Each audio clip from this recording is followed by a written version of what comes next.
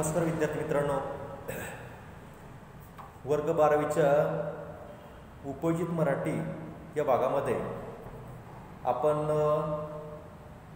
जो काही दुसरा पार्ट आहे माहितीपत्रक, तर या भागाचा आपण अध्ययन करत होतो. या दुसऱ्या भागामध्ये माहितीपत्रक या दुसऱ्या भागामध्ये आपण माहितीपत्रकाच्या रचनेची वैशिष्ट्ये आपण अध्ययन करणार आहोत. तर या ठिकाणी माहितीपत्रक जे असतं, तर या माहितीपत्रकाची प्रामुख्याने रचना कशी असावी, तर ती रचनेची प्रामुख्याने कोणकोणत्या प्रकारची वैशिष्ट्ये असतात, तर या भागाचं आपण या ठिकाणी अध्ययन करणार आहोत. विद्यार्थी मित्रांनो, हे जे काही माहितीपत्रक असतं, तर या माहितीपत्रकाची जी काही माहिती असते, तर ही माहिती प्रामुख्याने वस्तुनिष्ठ स्वरूपाची असली पाहिजे. त्यानंतर ती सत्य असली पाहिजे, त्याचबरोबर ती वास्तववादी असली पाहिजे. बघा, माहितीपत्रकाच्या रचनेची वैशिष्ट्ये, त्यामधलं पहिलं वैशिष्ट्य माहितीला प्राधान्य. नावच माहितीपत्रक असल्याने माहितीपत्रकात माहितीला सर्वात जास्त प्राधान्य दिलं जातं. म्हणजे माहितीपत्रकामध्ये प्रामुख्यानं माहितीला स्थान दिलं जातं. जो काही ग्राहक आहे, तर त्या ग्राहकाला आपल्याला आकृष्ट करायचे, त्यावेळेला जास्तीत जास्त ग्राहकोपयोगी अशा प्रकारची माहिती लोकांपर्यंत पोहोचवण्याचं कार्य या माहितीपत्रकातून केलं जातं. ज्या हेतूने माहितीपत्रक तयार केले जाते, त्या हेतूशी सुसंगत अचूक माहिती दिली गेली पाहिजे.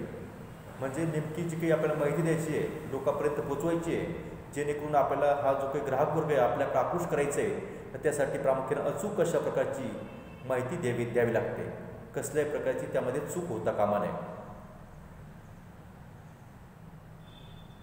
माहिती आटोपशीर, संक्षिप्त, म्हणजे थोडक्यामध्ये असावी, परंतु त्याचबरोबर या ठिकाणी माहिती प्रामुख्याने या ठिकाणी आटोपशीर आणि संक्षिप्त असावी, म्हणजे थोडक्यात असावी. संस्थेशी संबंधित अत्यावश्यक आणि कायदेशीर माहिती, उदाहरणार्थ संस्था नोंदणी क्रमांक, संस्था नोंदणी दिनांक, दूरध्वनी क्रमांक, ईमेल, वेबसाईट, संस्थेचे बोधचिन्ह, घोषवाक्य, पत्ता, पदाधिकाऱ्यांची नावे, कामकाजाची वेळ इत्यादी. तर विद्यार्थी मित्रांनो, हे जे काही माहितीपत्रक असतं, तर एखाद्या संस्थेचं माहितीपत्रक असेल, तर या संस्थेचे प्रामुख्याने ही संस्था केव्हा त्या ठिकाणी स्थापन झाली, तर यानंतर या संस्थेचे प्रामुख्याने पदाधिकारी कोण आहेत, त्यानंतर संस्थेतील जे काही लोक आहेत, पदाधिकारी, त्यांची नावं कोणकोणती आहेत, तर त्यानंतर कामकाजाच्या वेळा कशा आहेत, तर या सर्व काही गोष्टीचं या ठिकाणी प्रामुख्याने उल्लेख केलेला असतो. आणि या माहितीमध्ये प्रामुख्यानं अशा प्रकारे थोडक्यामध्ये संक्षिप्त अशा प्रकारची माहिती या ठिकाणी दिली असते. आणि ही माहिती प्रामुख्यानं सत्य किंवा वास्तववादी असते. माहितीपत्रकात दिली गेलीच पाहिजे. मुख्य म्हणजे माहितीपत्रकातील माहिती वस्तुनिष्ठ, सत्य, वास्तव असली पाहिजे. तिच्यात अतिशयोक्त, चुकीची माहिती असता कामा नये.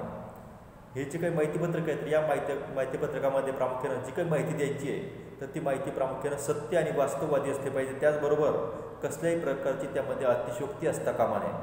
त्यानंतर ती जी काही माहिती आहे, तर या माहितीमध्ये कसल्याही प्रकारची चूक असता कामा नये.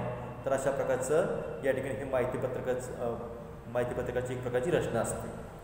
माहितीपत्रकातील माहिती वाचनीय असली पाहिजे, तथापि त्यात माहितीचा अतिरेक नसावा. थोडक्यामध्ये संक्षिप्त अशा प्रकारचं जे काही आपल्याला सांगायचं आहे, तर ते थोडक्यामध्ये सांगायचं आहे. त्याचबरोबर त्या माहितीला प्रामुख्यानं एक प्रकारचं प्राधान्य देताना ती माहिती प्रामुख्यानं सत्य आणि वास्तववादी असली पाहिजेत. त्याचबरोबर कसल्याही प्रकारचा माहितीचा अतिरेक त्यामध्ये असता कामा नये. तर अशा प्रकारचं हे माहितीच्या पत्रकाच्या रचनेचं हे पहिलं वैशिष्ट्य आहे. त्यानंतर माहितीपत्रकाची जी काही रचना आहे, तर त्या रचनेचं दुसरं वैशिष्ट्य उपयुक्तता. तर या ठिकाणी ही जी काही माहिती आहे, तर ती उपयुक्त असली पाहिजे. आपले माहितीपत्रक उपयुक्त, परिणामकारक कसे होईल याची दक्षता घेतली पाहिजे. दक्षता म्हणजे काळजी. तर या ठिकाणी आपलं जे काही माहितीपत्रक आहे, तर हे आपलं माहितीपत्रक या ठिकाणी लोकांना कशाप्रकारे उपयोगी पडेल, त्याच्यानंतर प्रामुख्यानं ग्राहक आपल्याकडे कसा आकृष्ट होईल, तर याची प्रामुख्यानं तो काय त्याने आपल्या एक प्रकारच्या उत्पादकानं त्याची एक प्रकारची काळजी घेतली पाहिजे. वाचून झाल्यानंतर ते चुरगावून फेकून न देता जपून ठेवण्याची, वापरण्याची इच्छा झाली पाहिजे. आपलं जे काही माहितीपत्रक आहे, आपलं या ठिकाणी माहितीपत्रक लोकांपर्यंत पोहोचवायचं आहे, तर त्यामध्ये प्रामुख्यानं अनेक प्रकारचे लोक काय करतात, आपल्याला आकृष्ट करता आले पाहिजे. त्यानंतर माहितीपत्रकाचा जो काही आहे कागद आहे तो कागद चांगल्या प्रकारे क्वालिटीचा वापरला पाहिजे आपण. एवढंच नाही की जेणेकरून हे जे काही माहितीपत्रक आहे लोकांनी आपल्या स्वतःच्या खिशामध्ये जवळ ठेवून घेतलं पाहिजे, जेणेकरून ती माहिती वाचून लोक त्याकडे आकृष्ट व्हायला पाहिजे.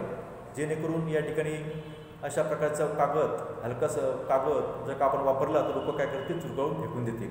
आणि म्हणून या ठिकाणी त्या लोकांची या ठिकाणी मानसिकता व्हायला पाहिजे की जे काही आपले माहितीपत्रक आहे तर ते आपल्याजवळ त्यांनी बाळगावं ठेवावं. यासाठी त्यांनी प्रामुख्यानं कागद चांगल्या प्रकारे वापरावा, त्यानंतर माहितीसुद्धा चांगल्या प्रकारे द्यावी. असे उपयोग मूल्य माहितीपत्रकाला केव्हा प्राप्त होईल, तर जेव्हा माहितीपत्रकात वाचकाच्या म्हणजे ग्राहकाच्या जिव्हाळ्याची माहिती दिली जाते तेव्हा. ज्यावेळेला ग्राहक जो आहे तर या ग्राहकाचा प्रामुख्यानं या ठिकाणी कल काय आहे, त्यानंतर त्याचं प्रामुख्यानं या ठिकाणी त्याला त्या माहितीपत्रकाबद्दल एक प्रकारची माहिती देत असताना त्याच्याबद्दल एक प्रकारचा जिव्हाळा निर्माण व्हायला पाहिजे. आणि साहजिकच जर आपण या ठिकाणी अशा प्रकारे या ग्राहकांच्या जिव्हाळ्याबद्दलची जर का आपण माहिती दिली तर साहजिकच लोक काय करतील, ते माहितीपत्रक वाचन करतील आणि ते माहितीपत्रक आपल्याजवळ स्वतःजवळ ठेवतील. माझ्या दैनंदिन जीवनातील समस्या. दैनंदिन जीवनामध्ये अनेक समस्या असतात, तर आपल्या समस्या कोणत्या आहेत, त्यानंतर अडचणी, प्रश्न यांची सोडवणुकीसाठी हे माहितीपत्रक मला उपयोगी पडेल असे ग्राहकाला वाटायला लागणारे माहितीपत्रक उपयुक्त असते. आपल्या जे काही समस्या आहेत, ग्राहकाच्या जे काही समस्या आहेत, तर त्यानंतर अडचणी असतात, काही प्रश्न असतात, तर आपले प्रश्न सोडवण्यासाठी ही जी काही माहिती आहे तर ही माहिती प्रामुख्याने आवश्यक आहे आणि निश्चितच आपल्याला याचा फायदा होईल. तर असं या ठिकाणी या ग्राहकांना वाटलं पाहिजे. तर अशा प्रकारची माहिती या माहितीपत्रकामध्ये आपल्याला देता आली पाहिजे, जेणेकरून ते लोकांच्या उपयोगी पडेल. असे ग्राहकाला वाटायला लावणारे माहितीपत्रक उपयुक्त असते. माहितीपत्रकातील तुमच्या पालेभाज्यावर अतिरिक्त कीटकनाशके मारली आहेत का, अनेक प्रकारचे अशा प्रकारचे प्रश्न असतात. जर आपण अशा प्रकारचे प्रश्न या ठिकाणी समजा टाकले तर त्यावेळेला काय होतं की नेमकं या ठिकाणी ग्राहक काय करतो, त्या ठिकाणी नेमकं या माहितीपत्रकात काय सांगितलेलं आहे त्याच्यासाठी तो आकृष्ट होतो. दुधातली भेसळ ही अशी ओळखा. अशा वाक्याकडे वाचकांचे लक्ष गेले की शहरी व्यक्तींनाही कृषी प्रदर्शनाविषयीचे माहितीपत्रक उपयोगी वाटू लागते. जर आपल्याला या ठिकाणी कृषी प्रदर्शनाविषयी जर का या ठिकाणी माहितीपत्रक तयार करायचं आणि त्यावेळेला जर का आपण साहजिकच त्या आपलं माहितीपत्रकामध्ये तुमच्या पालेभाज्यावर अतिरिक्त कीटकनाशके कीटकनाशके मारली आहेत का, त्यानंतर दुधातली भेसळ कशी ओळखाल, जर अशा प्रकारचे जर का आपण वाक्य टाकले तर साहजिकच काय होतं की नेमकं आपले हे परिपत्रक आपलं माहितीपत्रक जे काय आहे तर ते आपल्याला उपयोगी पडेल असं या ठिकाणी लोकांना वाटतं. आणि मग शहरातले लोकंसुद्धा प्रामुख्याने काय होतं या ठिकाणी या कृषी प्रदर्शनाकडे एक प्रकारचे बोलतात. तर अशा प्रकारे माहितीपत्रक उपयोगामध्ये सर्वांना उपयोगी पडू शकतं. त्यानंतर माहितीपत्रकाची जी रचना आहे तर याचं तिसरं वैशिष्ट्य वेगळेपण. आता या माहितीचं वेगळंपण असायला पाहिजे, म्हणजे इतरांच्या माहितीपत्रकापेक्षा आपले माहितीपत्रक वेगळे आणि वैशिष्ट्यपूर्ण कसे असेल याचीही काळजी घेतली पाहिजे. ज्याप्रमाणे आपली वस्तू इतर लोकांच्या वस्तूपेक्षा प्रामुख्याने आपली वस्तू कशी चांगली आहे हे असं या ठिकाणी व्यापारी सांगतो, त्याचप्रमाणे जी काही माहिती आहे तर ही माहिती प्रामुख्याने इतरांपेक्षा आपली वेगळी माहिती असायला पाहिजे की जेणेकरून या ठिकाणी लोक काय करतील, या ठिकाणी आपल्या या माहितीपत्रकाकडे आकृष्ट होतील. हे वेगळेपण माहितीपत्रकाच्या मजकुरात आणि रचनेत आणले पाहिजे. इतरांपेक्षा वेगळी, नवी, रोचक, उपयोगी माहिती देणे आणि वेगळा लेआउट, वेगळा आकार, वेगळी रचना आणि वेगळा दृष्टिकोन ठेवणे याद्वारे माहितीपत्रकात वेगळेपण आणता येते. आपलं जे काही माहितीपत्रक आहे तर या माहितीपत्रकामध्ये वेगवेगळ्या गोष्टी आपल्याला करता येतात की जेणेकरून आपल्याला लोकांपर्यंत ते माहितीपत्रक द्यायचे तेव्हा त्याची रचना अशा प्रकारे इतरांपेक्षा वेगळी असली पाहिजे. त्यानंतर त्याचा जो काही आकार आहे तर हा आकारसुद्धा इतरांपेक्षा वेगळा असला पाहिजे. तर अशा प्रकारे जर का वेगळी रचना असेल, वेगळा दृष्टिकोन त्याच्यामध्ये जर का दिला असेल तर त्यावेळेला साहजिकच या ठिकाणी माहितीपत्रकामध्ये काय होतं, वेगळेपण येतं आणि लोक काय करतात, या गोष्टीकडे आकृष्ट होतात. आणि म्हणून या ठिकाणी माहितीपत्रक जे आहे तर या माहितीपत्रकाची अशा प्रकारची वैशिष्ट्ये आहेत लक्ष घ्यायचं. आता माहितीपत्रकाच्या रचनेचं जे काही चौथं वैशिष्ट्य आहे तर ते चौथं वैशिष्ट्य म्हणजे आकर्षक मांडणी. यालाच काय होतं यालाच काय म्हणतात इंग्रजीमध्ये लेआउट. आकर्षक मांडणी. माहिती पत्रकातील माहितीची मांडणी आकर्षक असली पाहिजे. मांडणी सरधोपट असू नये. माहितीपत्रक दिसताक्षणीच ते वाचावेच असं वाटलं पाहिजे. जे काही आपल्याला माहितीपत्रकाची मांडणी करायची आहे तर इतरांपेक्षा आपण या ठिकाणी वेगळी करायचीच आहे. त्याचबरोबर ही मांडणी प्रामुख्याने या ठिकाणी जे काही माहितीपत्रक आहे तर हे माहितीपत्रक दिसताक्षणीच या ठिकाणी लोकांना ते वाचावं असं वाटलं पाहिजे. तर अशा प्रकारचं ते आकर्षक असलं पाहिजे. त्याचा कागद दर्जेदार असावा. छपाई रंगीत असावी. पहिले पृष्ठ तर खूपच चित्ताकर्षक असावे. जे काही माहितीपत्रक आहे तर हे माहितीपत्रक प्रामुख्यानं कसं असलं पाहिजे. त्याचा जो काही कागद आहे तर हा दर्जेदार वापरला पाहिजे की जेणेकरून लोकांना प्रामुख्याने तो जो काही कागद आहे हा कागद जपून ठेवावा असं वाटलं पाहिजे. त्यानंतर त्याची रंगीत छपाई.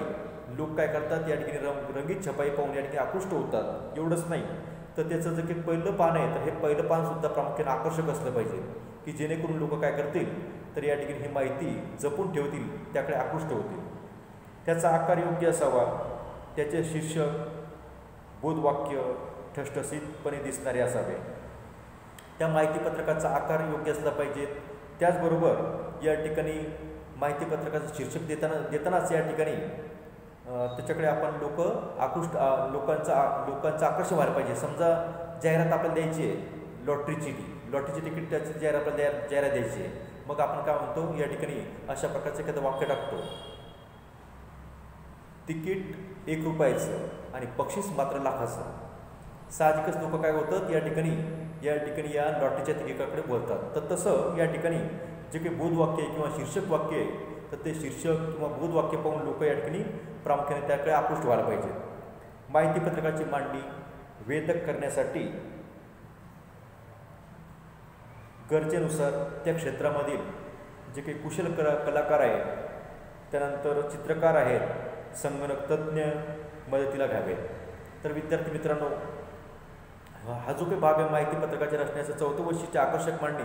तर या आकर्षक मांडणीमध्ये आपण काय करतो तर या ठिकाणी अनेक क्षेत्रामध्ये काय होतं, अनेक लोक निपुण असतात. जर माहितीपत्रक आपल्याला तयार करायचे तर त्या क्षेत्रामध्ये जे काही कुशल कारागीर असतील, कलाकार असतील, त्याचबरोबर चित्रकार असतील तर साहजिकच आपण चांगल्या प्रकारचे चित्र काढून पत्रकावरच्या पृष्ठभागावर जर का मुख्य भागावर आपण छापलं तर साहजिकच लोक गावात आकृष्ट होतात. तर या ठिकाणी हे जे काही तज्ज्ञ लोक आहे, चित्रकार आहे, कलाकार आहे, तर या लोकांचं आपण या ठिकाणी किंवा संकलक तज्ज्ञ असतील तर या लोकांचा आपण जर का या ठिकाणी माहितीपत्रक छापताना त्यांचा या ठिकाणी सल्ला घेतला तर त्यांच्या मदतीनं आपण चांगल्या प्रकारे या ठिकाणी माहितीपत्रक या ठिकाणी या लोकांपर्यंत पोहोचू शकतो. आता माहितीपत्रकाच्या रचनेचे जे काही 5वं वैशिष्ट्य आहे तर त्यामध्ये आपल्याला असं म्हणता येईल की भाषाशैली. तर माहितीपत्रक केवळ पाहिलेच जात नाही. ज्यावेळेला माहितीपत्रक आपण लोकांपर्यंत पोहोचवतो तर ते लिखित स्वरूपामध्ये असतं. तर त्यावेळेला प्रामुख्याने या ठिकाणी जे काही लिखित स्वरूप असेल तर ते केवळ पाहिले जात नाही तर त्यासाठी तर ते वाचलेही जाते. म्हणजे या ठिकाणी लोकांच्या हातात ज्यावेळेला या ठिकाणी कागद पडतो, माहितीपत्रक पडतो तर त्यावेळेला मात्र लोक काय करतात ते वाचन करतात. तर त्यासाठी वाचन करत असताना प्रामुख्याने त्याची जी काही भाषाशैली आहे ती भाषाशैलीसुद्धा प्रामुख्याने चांगल्या प्रकारे असली पाहिजे. म्हणूनच ते वाचावेसे वाटावे यासाठी त्याची भाषा आकर्षक आणि वेधक असली पाहिजे. जे काही आपल्याला माहितीपत्रक लोकांपर्यंत पोचवायचं आहे तर त्या माहितीपत्रकाची जी काही भाषा आहे तर लोकांना समजेल, रुचेल, पचेल अशा प्रकारची भाषा असली पाहिजे. एवढंच नाही तर या ठिकाणी ती वेधक असली पाहिजे. लोकांचं लक्ष त्या भाषेकडे वळलं पाहिजे. उदाहरणार्थ, आमच्या कृषी पर्यटन केंद्रात राहायला आलात तर तुम्ही खूप सुखी व्हाल. इथे तुम्ही इतके रंगून जाल की तुम्हाला दुःख करत बसायला वेळच मिळणार नाही. एवढी सगळी माहिती आता तणावाला वेळ नाही. एवढ्या 4 शब्दात सांगणे म्हणजेच मनाला भेटणारी शब्दयोजना करणे होय. तर विद्यार्थी मित्रांनो, ज्यावेळेला एखाद्या या ठिकाणी आपल्याला एक प्रकारची माहितीपत्रक लोकांपर्यंत पोहोचवायचे म्हणजे एक प्रकारची जाहिरात केली जाते आणि साहजिकच लोकांना या ठिकाणी आपल्याकडे आकृष्ट करायचं आहे तर त्यावेळेला प्रामुख्यानं चांगल्या प्रकारची भाषासुद्धा या ठिकाणी आपल्याला माहितीपत्रकामध्ये वापरता आली पाहिजे. थोडक्यात भाषाशैली पाल्लाळिक नको. म्हणजे एक प्रकारचं पाल्लाळिक म्हणजे काय, विस्तार. तर जे काही आपल्याला सांगायचं आहे तर ते थोडक्या शब्दामध्ये, चांगल्या शब्दामध्ये सांगता आलं पाहिजे. त्याचा पाल्लाळ म्हणजे विस्तार नको. तर मनाची पकड घेणारी असावी. आपला महत्त्वाचा उद्देश म्हणजे काय, तर माहितीपत्रकाद्वारे जे काही माहितीपत्रक असतं लोकांपर्यंत पोचवायचं असतं, तेव्हा लोक आकृष्ट व्हायला पाहिजेत, हाच हेतू त्यामध्ये असतो.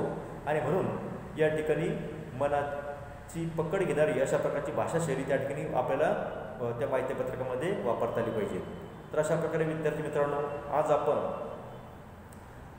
उपयोजित मराठीमधला जो काही दुसरा पाठ आहे माहितीपत्रक, तर या माहितीपत्रकामध्ये प्रामुख्याने या ठिकाणी माहितीपत्रकाच्या रचनेची वैशिष्ट्ये आपण या ठिकाणी अध्ययन केलेले आहेत. यानंतर उर्वरित भाग आपण पुढच्या भागामध्ये बघूया.